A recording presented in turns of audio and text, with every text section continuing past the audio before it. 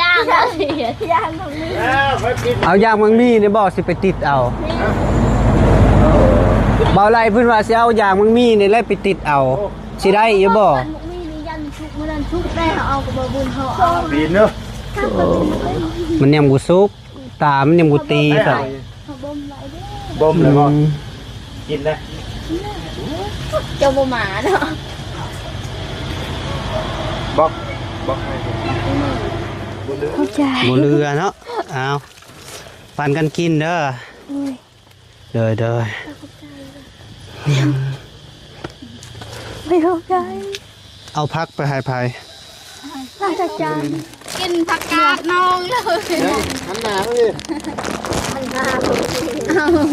พากันกินแบบนี้เลยบ่คืออยู่บนแคบแท้ลวกบ่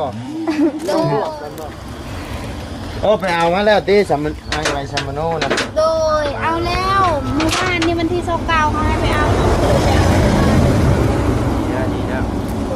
มื้อนี้ตายแล้วบัดนี้เนาะโดยแต่ว่ายากที่บ่มีหูเขาบ่ได้ติดหูอ้าวก็ยังปกติ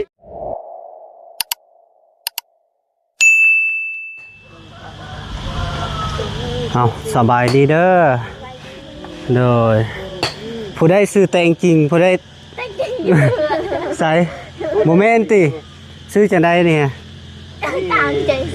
อันนี้ดีใจดีใจคนนั้นดิใจดีคนนั้นดิเลี้ยงโดยโดยสบายดีพอดีน้องเพิ่นสิพาไปเอาจักจันอยู่ไสห้องยวดอยู่ได้อยู่บ่ได้ลายบ่มันตำใช่มันม่วงนี่โอ้ยพักวันนี้เอาเนาะพี่น้องไอ้เนาะพอดีเบาแก้วมาครั้งแรกเนาะพี่น้องก็เลยมาเจอน้องเพิ่นแหละเคยเห็นอยู่คลิปเบาไล่ซะดอกแต่ว่าก็บ่เคยมาพี่น้องไอ้เนาะคนอื่นก็ขับทักทายสบายดีเด้อสบายดีตอนบรรยากาศตอน 10 โมงกว่าๆพี่น้องไอ้เนาะนี่มาผมไปเจอกับน้องๆที่บ้านยังนี่นะบ้านกระดับฮะบ้านห้วยลุงห้วยลุงเฮิมบ่เลยไปเอาอยู่ไสอยู่โกกไม้นี่บ่เอาได้บัดสิเฮ็ดได้เอาไปไปหาคันซั่นแล้วสิถ้ากินแมงจักจันได้บัดนี้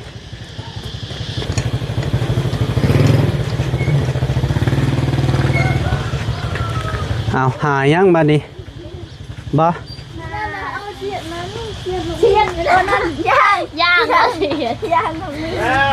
เอายางมังมีเนี่ยบ่สิไปติดเอาเบาไรเพิ่นว่าสิเอายางมังมีเนี่ยไล่ไปติดเอาสิได้อยู่บ่มีนี่ยันชุกมันนั่นชุกได้เอากับบบุญเขาปีนเนอะมันยังกูซุกตามันยังกูตีสักบ่มเลยบ่กินได้เจ้าบ่หมาเนาะบอกให้มีเห็ดหอกหมูเห็ดหอกหมูบ่เราสิเลี้ยงหมูติ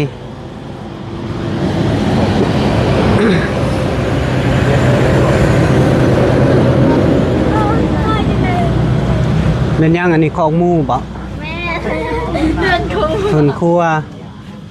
คือเห็ดตำเทลูกก็เรียกว่าของหมูก็โทษเด้อบ่มีทุกอย่างอย่างแน่คงอยู่คงกินเพื่อนเจ้าที่นี่บ่แม่นเพื่อนไม่เท่าเจ้าแล้วมันอยู่พี่บ่อยู่กับแม่เท่าจะอยู่กับแม่เท่าอยู่กับแม่เท่า2คนเพื่อนไผน่ะเพื่อนน่ะบ่าวเดี๋ยวมาพี่เนี่ยไอ้ยักษ์ถามนี่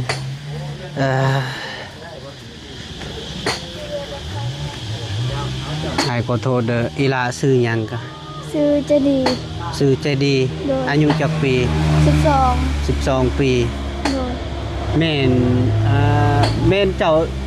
ผู้โชคดีได้รถทีบบ่ที่เบาลี่เอามาสะพายแม่นผู้ใด แม่น้องจริงนะผู้นั้นเฮือน น้องน้องแต่งจริง โดย เด้อเพื่อนผู้ใดอะนะ เพื่อนหน้าบ่าว เพื่อนนาบ่าว โดย อัน เพื่ นี้ อน นะ คอยด้านหลัง เจ้า น้อยๆนะ บัดเพื่อนน้องได้ซื่อไสกัน นั่งอยู่ด้านหลังน้อยนะ อยู่พุ่น โดย เคยเห็นนาบ่าวบ่ บ่เคย บ่เคยนาบ่าวซื้อบ่าวแก้วเด้อ โดย ก็ทีมงานเดียวกับบ่าวไล่หั่นแหละก็มานำกันกับอยากขึ้นนับแต่โดนๆแล้วแต่บ่มีเวลาแล้วก็เลยบ่ได้ขึ้นแล้วก็ลองขึ้นมาเบิ่งเทื่อนี้แหละคิดว่ามันสิไกลได้บักไกลๆนึงขี่รถเพื่อสิฮอดน้องเพิ่นน่ะเฮ็ดหยังงานอยู่เทิงน่ะ ใช่ ฮะแล้วเฮ็ดหยัง นี่นะ ด้วยแล้วขุดอีหยังอ่ะน่ะ เราพูดเราให้นำอยู่ภูนั้นลายอยู่นั่น โอ้เราสิเฮ็ดเป็นอันเป็นห้องบ่ โดย บนระบายน้ำ โดย อยู่ไสเฮือนเจ้าไป หลังนั้น ไปเฮือนเจ้าไปเฮือนหลังใด อะไรอ่ะเห็นเรื่อง อืม เจอรายการอยู่มึงจาน เอาบ่โคนม จะน้อยจึงเอาเนาะ โดย rồi cho nói là bao xéo hay mi khẩu nôm phải ôi ôi khám mới phải lốt đây nè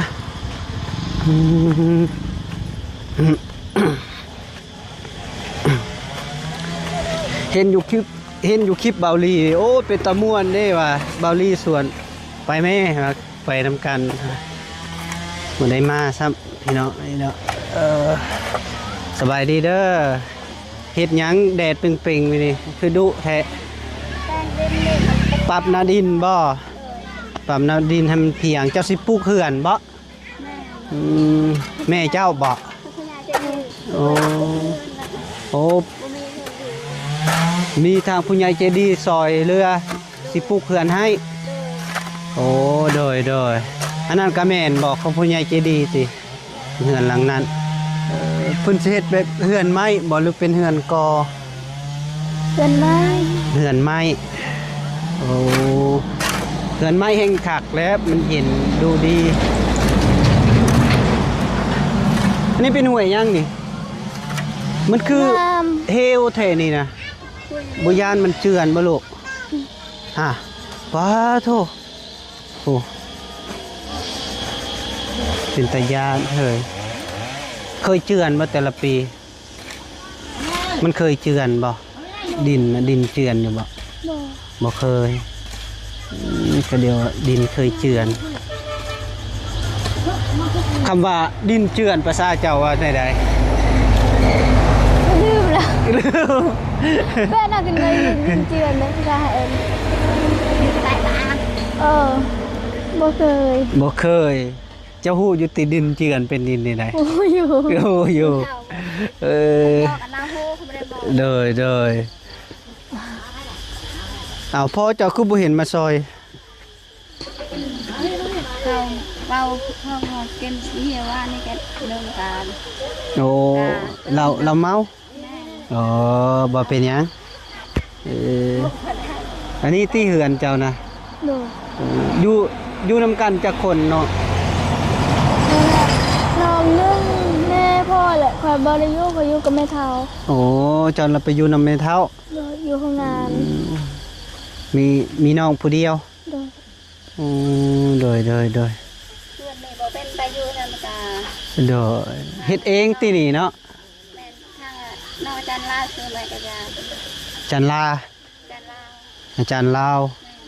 โอ้โดย จันลาซื้อไม้ โดยอันนี้ก็งบทางจานลาวบ่งบทาง เราก็พาเพื่อนเราหมดขาด ขาดเนาะเลย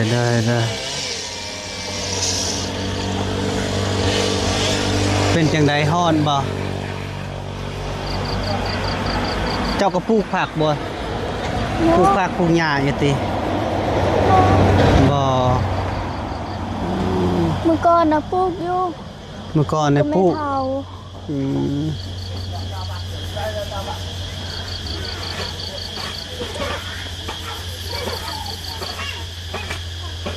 เบิ่งเด้อไปพุ่นเด้อน้าบ่าวสิเอาขนมไปให้ไป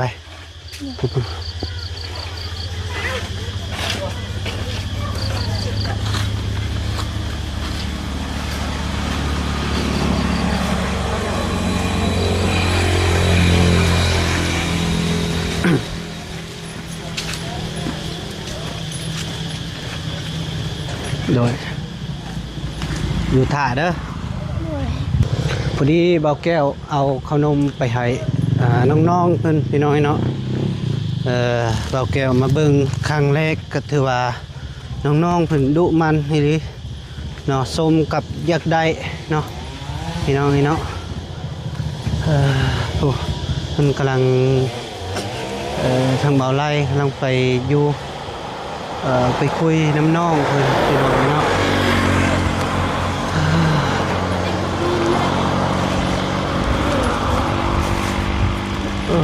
โอเคไม่ละตัวลองเลือกให้แต่มานานแต่มา เอาบ่ขนมฮะ เอ้า เอาเนาะ โดย เอา เข้าใจ บ่เรือเนาะเอาปั่นกันกินเด้อ โดย เด้อ ไม่เข้าใจ เอาพักไปให้ไผ อาจารย์ อาหารเช้าแล้ว อาหารเช้าบ่นี่ อาหารเช้าหรืออาหารเที่ยง งานเศร้า อาหารเช้าจากโมงเลยนี่เบาไล อันนั้นมันบูดแล้วกินบ่ได้เลยเอาปากกาอีก บ่มีตู้เย็น จันนะ เรียกเข้าไปเลยนี่จับยุด จับได้บ่โอ้ไปแล้ว เสร็จจะได้สิได้ไปเอาจักจันมานี่ โอ้นั่นเป็นว่ากลางคืนเปล่าก ลางคืนบ่ ง่ายหน่อยนึงแปลว่ามึงมีนะตัดมึงมีนะเอายางมัน เอายางมึงมีไปติด ได้ยางมึงมี บ่มีตังค์บ่ ก็สั่งตัดกุ๊กตัดในเดียวให้มันออกยางมึงจะมาอะไรในปล่อย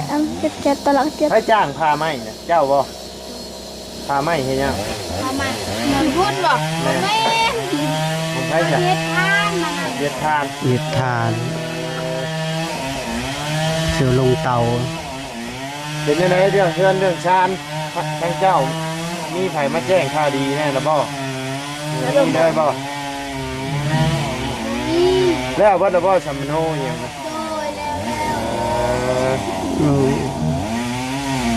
มื่อวานนี่น้องไปเอา แม่นบ่เดี๋ยวเรียบร้อยบัดนี้ ยังเดือนแต่บัตรประจำตัวยังส่งเดือนมาเลี้ยงใน บัต แก้ ร ว ประจำตัวเขาต้องเฮ็ดต่างหากแม่นบ่ นั่นล่ะ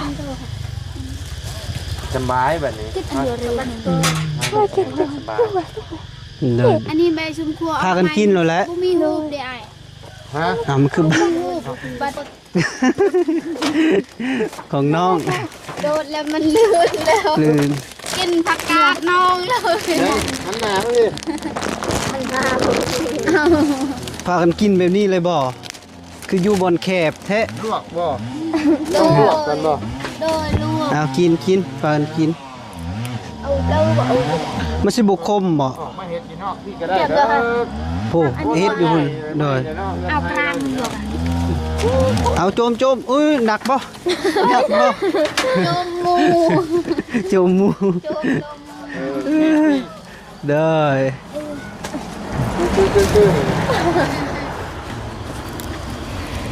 โอ้ไปเอามาแล้วตีสัมมันอะไรสัมมโนนะ โดยเอาแล้วหมู่บ้านนี่มันที่29เขาให้ไปเอา ดีนะ มื้อนี้ ตายแล้วบัดนี้เนาะ โดยแต่ว่ายากที่บ่มีหูกเขาบ่ได้ติดหูก อ้าว ก็ยังเขาบ่ติด ปกติเพิ่นก็ติดรูปให้บ่แม่นบ่ โดยปกเบิ่งน้องเอาให้ เด้มาเบิ่ง อัน ดู เด้อไป บ่ฮูบก็เดียวว่าไปถ่ายเองมาติดเองได้ฮูบนะ บ่แม่นแบบว่าเขาติดเลยอ่ะ ติดแล้วก็เพิ่นก็ประทับตาใช่หั่นเด้อได้ อ๋อต้องได้ไปแจ้งไหม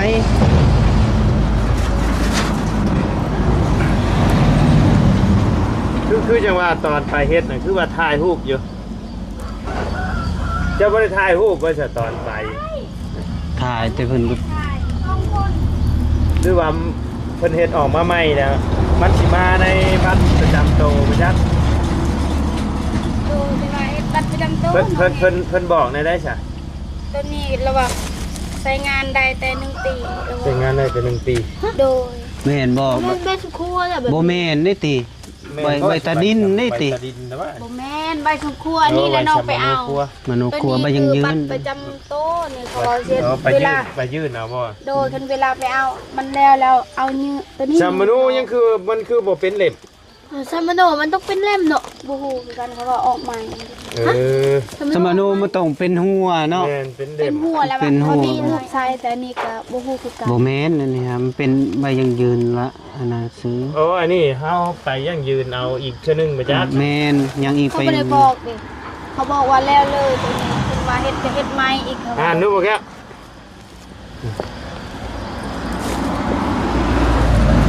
ใบยังยืนสมโนครัว อันนี้มายังยืน ใบยังยืนซื้อๆอันนี้บ่แม่นใบของแท้ เขาบ่ได้บอกแบบว่า ใบของแท้มันยังมีอยู่ในมันเล่มน้อยๆ มันต้องเป็นเล่ม โดย หรือว่าแต่ว่าได้ยินเพิ่นเว้าชั่วมื้อนี้มันเพิ่นสิบ่ได้เฮ็ดเป็นเล่มออกมาเพิ่นสิเฮ็ดแบบคือวัดประจำโตวนี่ให้ถือคนละไว้คืออยู่ไทยนี่ โดยอ่า อันนี้วันเดือนเกิดเหตุยิงเลขรหัสบุคคล มันบ่แม่น บ่แม่นบ่แม่น อันนี้ใบยังยืนนี่ เฮาก็ยังงง ใบยังยืน งงเลยแบบนี้ เด้เห็นบ่ใบยังยืนอันนี้ใบยังยืนแบบครอบครัวซื่อๆใช่ไหม มันละไงจ้ะ มันออกใหม่มันเป็นอย่าคือบัตรประจำตัวนะมันออกให แม่นได้ยินเพิ่นเว้าในนั้นนี่มันสิเป็นมาคือวัดประจำโตว บัตรประจำตัวทั้งนั้นน้องเฮ็ดเมื่อวานนี้อันนั้น70,000ก็เอาน้องเฮ็ดเมื่อวานนี้แล้วเขาว่าทา2 เดือนเด้อเขาว่า แต่ยาแล้วเพิ่นว่าใช้นี่ได้ก็ใช้อันนี้แหละ แมนคันยังยืน เขา ตัว แล้ว นี้ เนาะ นะ เพิ่น เขาเป็นผู้เฮ็ดเขาบ่ฮู้เด้ ไปเฮ็ดอยู่ใส่ไซโปน โดยอยู่เมืองเซโปน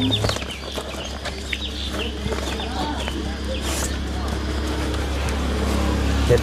หรือว่าสแกนนี่ออกเลยนาน้องบ่ฮะ ก็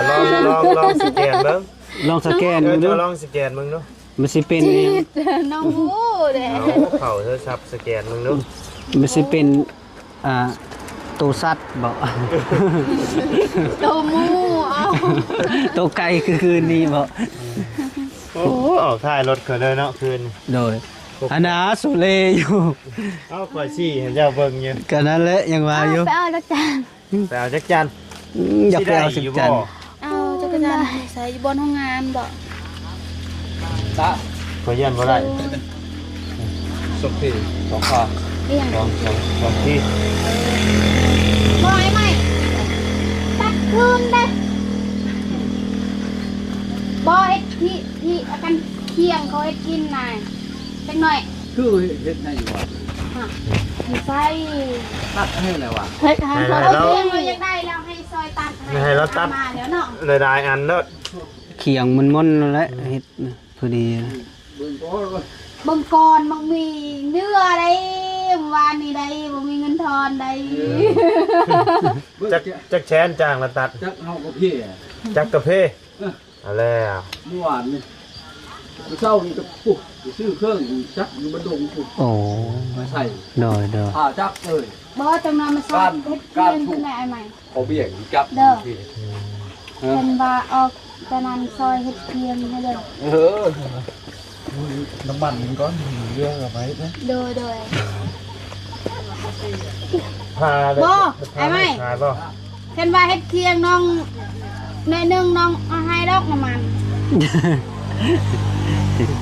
เฮ็ดเขียง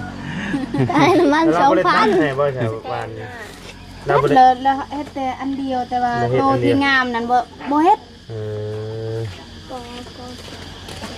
โอ้ไม่ขามคักได้เฮ็ดเขียง แม่นมันแน่น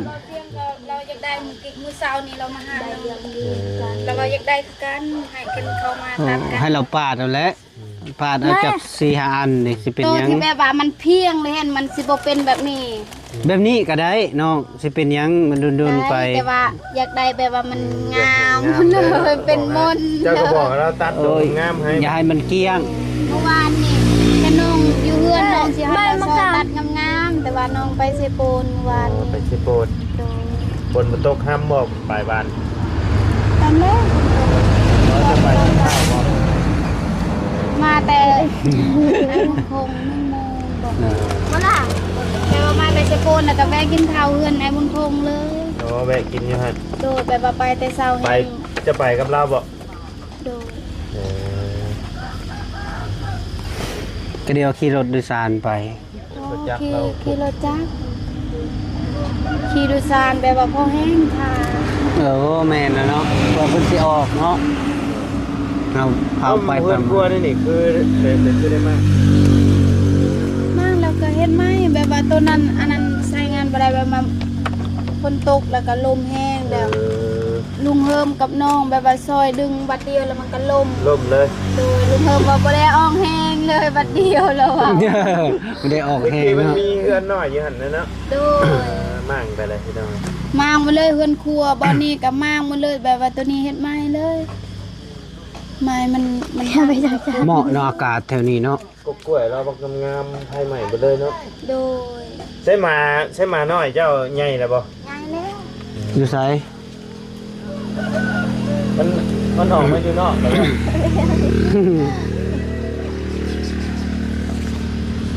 เอ้ย ถ้ากันกินนะไหมขนมนะอิ่มเลยกินอยู่ไสคืออิ่มไว บ่ตูดนะ กินอยู่พุ่น บ่ลายให้ บ่ไรเอามาให้อืม จริงเลย คันอิ่มเดี๋ยวสิเอาเมื่อคืนได้นี่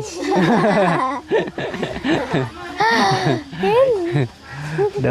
ยอายเว้าหยอกซื้อกินแล้วอายซื้อมาให้อืมคันบ่กินมื้อหน้าอายสิบ่ซื้อมาให้ได้เอาจุน้องบ่อยากดิซะเดยบ่คมบ่ฮะเอ๊ะเป็นตาแพง เนาะ เด้อตัวทึกบ่จักโต มีได้มีตัวเทิกบ่ 3โต ตัวผู้ช้ำโตอันนั้นสองโต มันมีสีอะไรนี่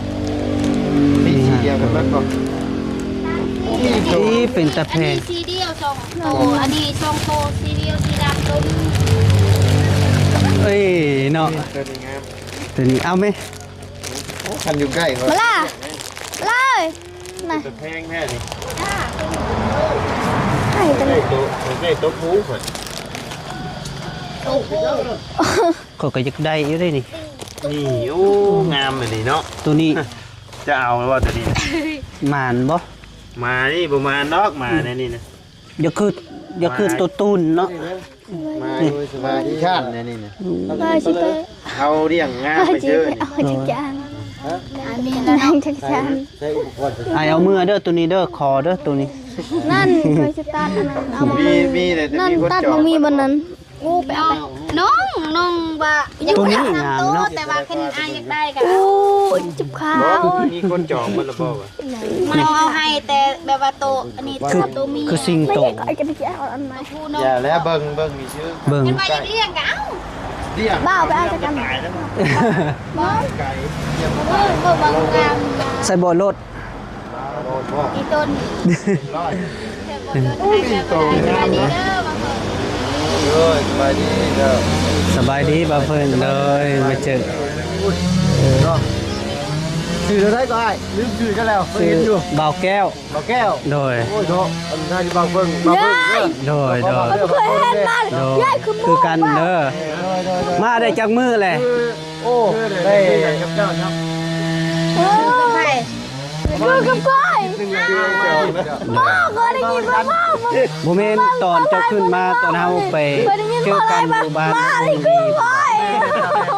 ใช่คือต้องมาตูนนั่นแหละ โดย เลยว่าบริกูสาวลาแล้วคือก้อยมา แล้ว เมื่อขึ้นมาไหม โดยคือว่าไม่ อ๋อเต้อ ชั้นนี่ก็ มื้อใดสิลงมือ จังว่าแล้วไอ้เรื่องข่าวว่ามึงหมู่นี่แหละ โดยโดย คือ เมื่อความเดียวเด้อ เลยราคา ตะแคงว่า ไม่เรียกเป็นนูราคา ใส่กล้อง คนพยานนี่ต้องมีพยานคือ โอเคเนาะ ไป ส่งงา ท่าน นพูดกันเลยบ่ บ้านละ ปั่นแล้วปั่นแล้ว กันอยู่ใกล้อ่ะเมื่อ เจ้าก็สิเอาบ่ โอ้ คือทุ่ง มาอยู่เพื่อนก็ร้ายเลยมีเวลาเบิ่งกัน เดี๋ยว คือ ได้อยู่เพื่อนจะไปบักเรียกมา เพื่อนคือบอก เวลาอยู่เพื่อนก็กินแล้วจะไปสิเบิ่งกัน โดยโดย แยกกันยากลูก โดย คือที่บอก บ่ไล่เห็นว่าคืออันนี้ใครก็อยากจับอยากบ้ายแล้วอันนี้แต่บ่คือตัวนี้ บ่คือนี่เลย มันบ่คืออันนี้บ่มันคือแม่แม่อันนี้คือคอย คือเจ้าอะนะ เดี๋ยวว่าคือซอลายจริงโกเดิน สายเทียบมึงดูอ่ะไอ้สิเบิ่งซะคืออีหลี ย่นเดี๋ยวตอนแรกยังไปเอาจักจันนะไปเอามื้อนี้บ่มีได้เอามันขึ้นบินไปแล้ว นี่ ไปเบิ่งกันบ่ ไปเบิ่ง ไปเอา ไกลบ่ อันนั้นนั่นไปเอานั่น อุ้ยมาที่ไสนี่คือได้กล้วยลายแท้เขากินแด้นั่นกี่ที่แหละโดยสบายดีโดยมาที่ไสนี่ไปขุดอิหยังตาขุดเขียดป่อ เอาแล้วก็เอา เอาผมเป็นพี่น้องไอ้เนาะพอดีคลิปนี้กับบ่าวแก้วกับอำลาก่อนเด้อปิดคลิปก่อนเด้อพ่อแม่พี่น้องมาสุขสุขคนส่งมานร่ำรวยขออยู่ดีมีแห้งสุขภาพแข็งแรงอย่าเจ็บอย่าจนอย่าขาดอย่าจนส่งมานร่ำรวยอย่ามันควรยืนเด้อโดยบ๊ายบาย